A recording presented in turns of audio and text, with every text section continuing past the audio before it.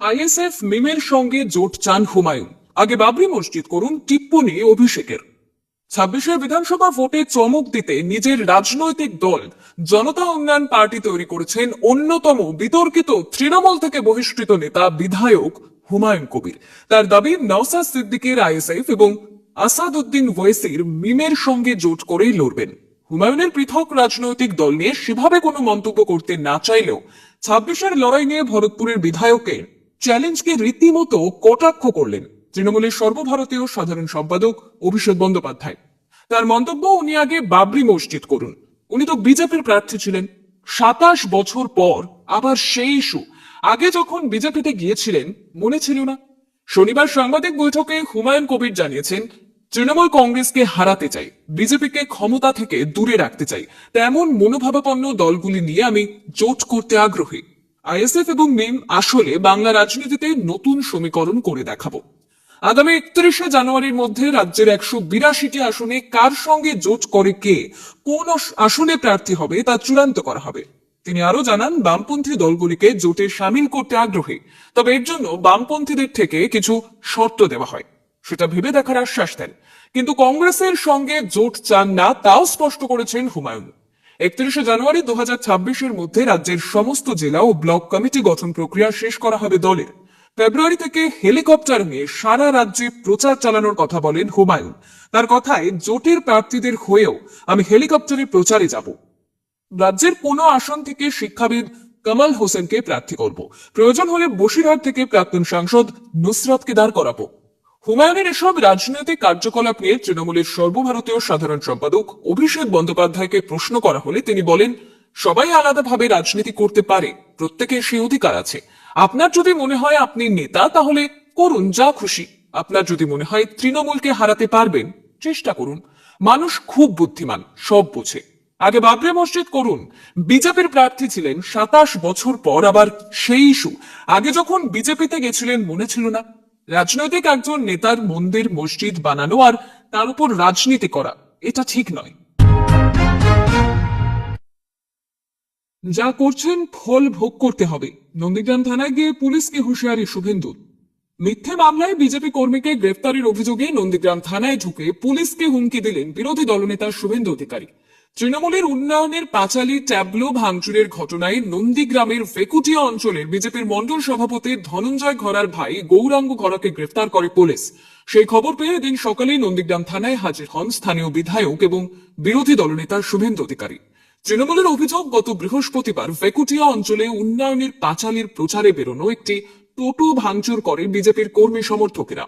এই ঘটনায় তৃণমূলের পক্ষ থেকে নন্দীগ্রাম থানায় অভিযোগও দায়ের করা হয়। এরপরেই পুলিশ গৌরাঙ্গ ঘরা নামে ওই বিজেপি কর্মীকে গ্রেফতার করে বলে অভিযোগ। এদিন ধৃতের স্ত্রী, শিশু সন্তান এবং পরিবারের অন্যান্য সদস্যদের নিয়ে নন্দীগ্রাম থানায় হাজির হন। বিরোধী দলনেতা অভিযোগ করেন, বিজেপির কেউ তৃণমূলের ট্যাবলো ভাঙচুরে করেনি, ওই টোটোটি নিজে থেকেই পুকুরে পড়ে যায়। মাঝরাতে সাদা পোশাকে চটি পরে বাড়িতে চড়াও হয়ে ওই বিজেপি কর্মীকে গ্রেফতার করা হয়েছে বলে অভিযোগ করেন শুভেন্দু অধিকারী। এমনকি ওই বিজেপি কর্মীর স্ত্রী এবং শিশু সন্তানকেও মারধর এবং হেনস্থা করা হয়েছে।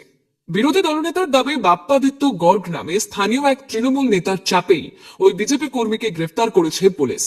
পুলিশকে হুঁশিয়ারি দিয়ে শুভেন্দু অধিকারীকে বলতে শোনা যায়, কেন সাদা পোশাকে আপনারা গিয়েছিলেন? মস্তানি হচ্ছে, চটি পরা পুলিশ। তৃণমূলের টোটোয় কেউ হাতে দেয়নি, পুকুরে পড়ে ট্যাবলো ছিঁড়ে গিয়েছে। এপ্রিল মাসের পর মমতা আইপ্যাক থাকবে না, আমি বলে গেলাম। যা করছেন তার ফল ভোগ করতে হবে। যদিও শুভেন্দু অধিকারী যে সময় নন্দীগ্রাম থানায় যান তখন থানার আইসি উপস্থিত ছিলেন না। ধৃত বিজেপি কর্মীর স্ত্রীর মেডিকেল পরীক্ষা করানোর জন্য দলীয় নেতৃত্বকে নির্দেশও দিয়েছেন নন্দীগ্রামের বিধায়ক। পাশাপাশি ওই বিজেপি কর্মীর স্ত্রীকে আগামী সোমবার কলকাতায় নিয়ে আসারও নির্দেশ দেন বিরোধী দলনেতা। আগামী সোমবার প্রয়োজনে এই ঘটনা নিয়ে কলকাতা হাইকোর্টের অবসরকালীন বেঞ্চে মামলা করার হুমকিও দিয়েছেন শুভেন্দু অধিকারী। যদিও শুভেন্দু অধিকারীর এই হুঁশিয়ারিকে গুরুত্ব দিতে নারাজ তৃণমূল নেতৃত্ব। নন্দীগ্রামের তৃণমূল নেতা শেখ সুফিয়ান বলেন, শুভেন্দু অধিকারী সারা জীবনই হুমকি ধমকি দেন। উনি যে দল করেন তাদের সারা বছর কোনো উন্নয়ন নেই, তাই মমতা বন্দ্যোপাধ্যায়ের সরকারের উন্নয়নের পাঁচালী আমরা যখন মানুষের কাছে পৌঁছে দিচ্ছি তখন সেই টোটোয় তারা ভাঙচুর করছে। পুলিশ তাই আইন অনুযায়ী উপযুক্ত ব্যবস্থা নিয়েছে। তাতে উনি কেন গিয়ে থানা ঘেরাও করবেন? উনি সারা জীবনে মিথ্যে কথাই বলে এসেছেন। কোরআন নিয়ে বিতর্কিত মন্তব্য, অসীম সরকারকে কুচি কুচি করে কাটার হুমকি, অভিযোগ দায়ের বিধায়কের। বিজেপি বিধায়ক অসীম সরকারকে প্রাণ নাশের হুমকি, ফোনে তাকে কুচি কুচি করে কেটে ফেলার হুমকি দেওয়া হয় বলে অভিযোগ। শুধু তাই নয়, অকথ্য ভাষায় গালিগালাজ করা হয় বলে অভিযোগ হরিণঘাটা বিধানসভা কেন্দ্রের বিজেপি বিধায়কের। এরপরই শুক্রবার রাতে চাকদহ থানায় এই বিষয়ে অভিযোগ দায়ের করেন তিনি। বিধায়কের দাবি, কোরআন নিয়ে বক্তব্য রাখার কারণেই হুমকির মুখে পড়তে হচ্ছে, যদিও এতে ভীত নন বলেও জানিয়েছেন বিজেপি নেতা। ইতিমধ্যে ঘটনার তদন্ত শুরু করেছে পুলিশ। বিজেপি বিধায়ক তথা কবিয়াল অসীম সরকার বলেন, শুক্রবার বিকেলের পর থেকে একাধিক ফোন নম্বর থেকে ফোন করে বিভিন্নভাবে হয়রানি করা হয়, অকথ্য ভাষায় কথা বলা হচ্ছে, গালিগালাজ করা হচ্ছে। শুধু তাই নয়, কুচি কুচি করে কেটে ফেলারও হুমকি দেওয়া হয়েছে বলে অভিযোগ বিধায়কের। শুধু শুক্রবার নয়, শনিবারেও শতাধিক ফোন তার কাছে এসেছে বলে দাবি তার। এই অবস্থায় ফোন ধরাই বন্ধ করে দিয়েছেন তিনি। এদিন অসীম সরকার বলেন, শনিবার সকাল থেকে শতাধিক ফোন এসেছে, বিরক্ত হয়ে ফোন ধরাই বন্ধ করে দিয়েছি। চাকদহ থানায় একাধিক ফোন নম্বর দিয়ে এই সংক্রান্ত অভিযোগ দায়ের করেছেন কবিয়াল। অন্যদিকে বিজেপি বিধায়কের বিরুদ্ধে পাল্টা থানায় অভিযোগ জানিয়েছেন বেশ কয়েকজন ইমাম। শুধু তাই নয়, অসীম সরকারের বিরুদ্ধে প্রতিবাদও জানান তারা। অভিযোগ, ধর্মগ্রন্থ নিয়ে বিজেপি বিধায়ক অপপ্রচার করছেন। সম্প্রতি বিজেপির একটি প্রতিবাদ আন্দোলন থেকে সংবাদ মাধ্যমের সামনে কোরআন নিয়ে বেশ কিছু মন্তব্য রাখেন হরিণঘাটা বিধানসভা কেন্দ্রের বিজেপি বিধায়ক কবিয়াল অসীম সরকার। জানিয়ে ঝড় উঠেছে সমাজ মাধ্যমে।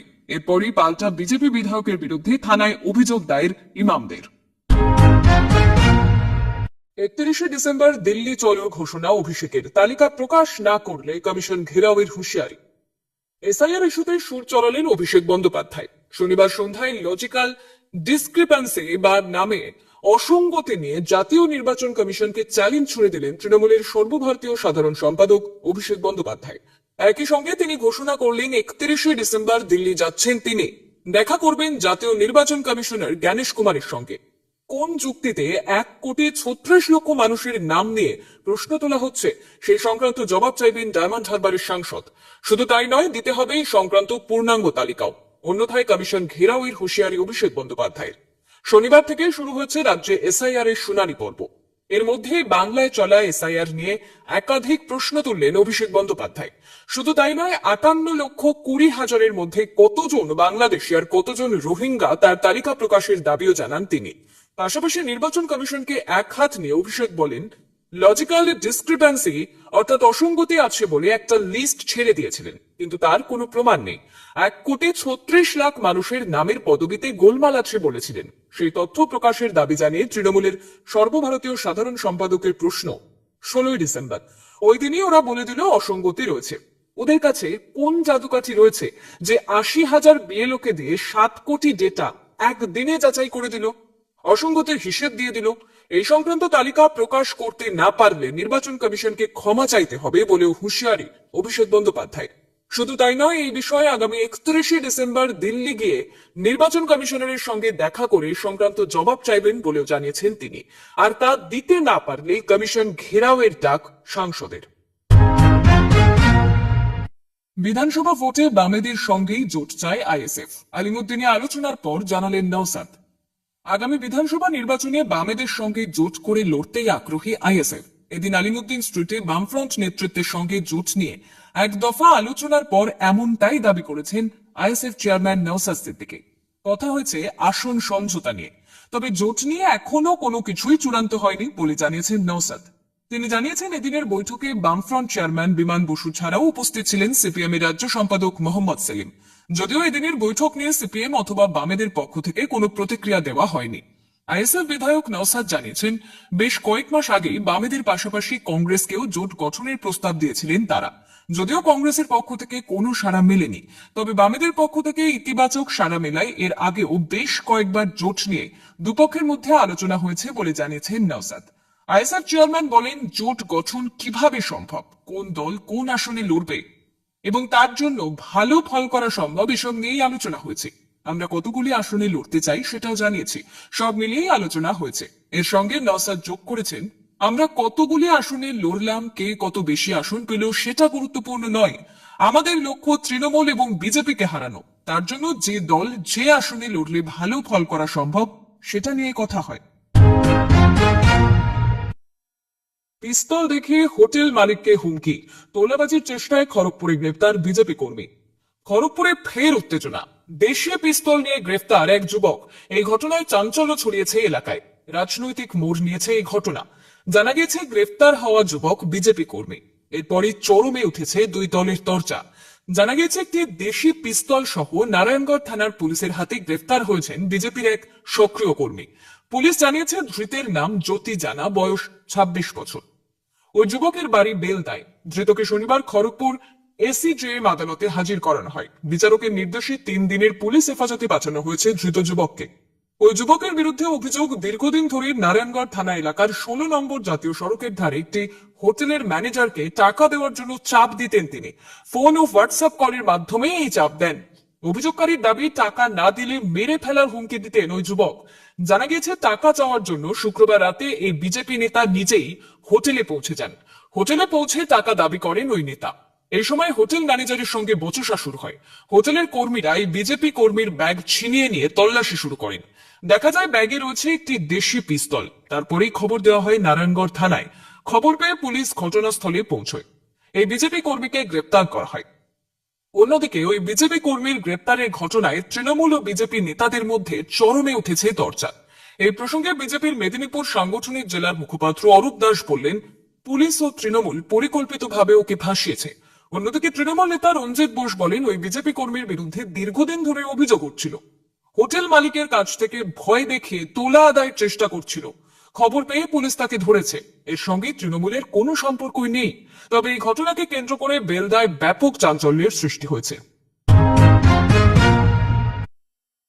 আমি জাত কোকরো, কুলটির সভা থেকে তর্জুন গর্জন মিঠুনের। অত সহজ নয় বাংলাকে বাংলাদেশ করে দেওয়া। শেষ রক্তবিন্দু দিয়ে আমরা বাংলাকে বাঁচাবো। শনিবার বিকেলে পশ্চিম বর্ধমান জেলার আসানসোলের কুলটি বিধানসভার আলটি ফুটবল ময়দানে বিজেপির এক জনসভা থেকে এভাবেই কড়া হুঁশিয়ারি দিলেন অভিনেতা তথা বিজেপি নেতা মিঠুন চক্রবর্তী। 2026-এর বিধানসভা নির্বাচনকে সামনে রেখে এদিন সনাতনীদের একজোট হওয়ার জোরালো ডাক শোনা গেল মহাগুরুর কণ্ঠে। বিজেপির কেন্দ্রীয় কর্মসমিতির সদস্য মিঠুন চক্রবর্তীর সঙ্গে দিনের সভায় উপস্থিত ছিলেন বিজেপির আসানসোল সাংগঠনিক জেলার সভাপতি দেবতনু ভট্টাচার্য, বিধায়ক অগ্নিমিত্রা পল, বিধায়ক ডক্টর অজয় পোদ্দার এবং কৃষ্ণা প্রসাদ সহ অন্যান্য জেলা নেতৃত্ব। আধ ঘন্টারও বেশি সময় ধরে দেওয়া বক্তব্যে মিঠুন চক্রবর্তী আগাগোড়ায় ছিলেন আক্রমণাত্মক। রাজ্যের বর্তমান পরিস্থিতি নিয়ে উষ্মা প্রকাশ করে মিঠুন বলেন, বাংলায় কোনো উন্নয়ন নেই, কলকারখানা নেই, না আছে শিক্ষা, না আছে স্বাস্থ্য, আছে শুধু দুর্নীতি আর দুর্নীতি। তার অভিযোগ, পরিস্থিতি এমন জায়গায় পৌঁছেছে যে এটি আর পশ্চিমবঙ্গ নয়, যেন পশ্চিম বাংলাদেশ তৈরি হয়েছে। এমনকি হিন্দুদের উপর আঘাত এলে প্রতিবাদ করার অধিকারও কেড়ে নেওয়া হচ্ছে বলে দাবি করে তিনি কলকাতায় প্রতিবাদে মিছিলে পুলিশের লাঠি চালনা এবং গ্রেফতারের প্রসঙ্গ তোলেন। তৃণমূল বিধায়ক হুমায়ুন কবিরের বিতর্কিত মন্তব্যকে নিশানা করে মহাগুরু বলেন, হুমায়ুন বলেছিলেন 30% হিন্দুকে কেটে নদীতে ভাসিয়ে দেবেন। এখন তিনি বলছেন মুখ্যমন্ত্রী এসব বলতে বলেছিলেন। একবার ভাবুন রাজ্যের শাসক দলের অবস্থা। মিঠুন স্পষ্ট করে দেন যে বিজেপি মুসলমানদের বিরুদ্ধে নয়, বরং যারা ভারতের ক্ষতি চায় তাদের বিরুদ্ধে। তার হুঁশিয়ারি, কাশ্মীরে হিন্দু ব্রাহ্মণদের তাড়িয়ে দেওয়া হয়েছে। এখন যদি এই রাজ্যে এমন হয় তবে আমরা কোথায় যাব?